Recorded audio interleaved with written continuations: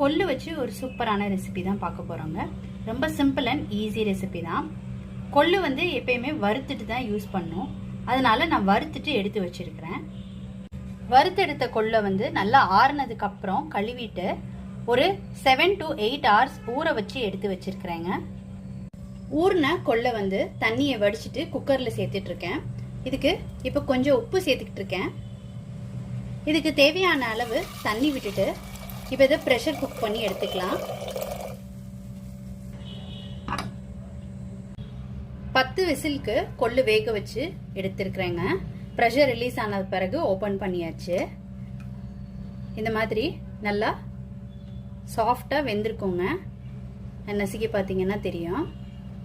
இப்போ வந்து கொள்ளையும் தண்ணியையும் ஃபில்டர் பண்ணி எடுத்துக்கலாம். கொள்ளையும் தண்ணியையும் தனித்தனியாக பிரித்து எடுத்துக்கிட்டாச்சு.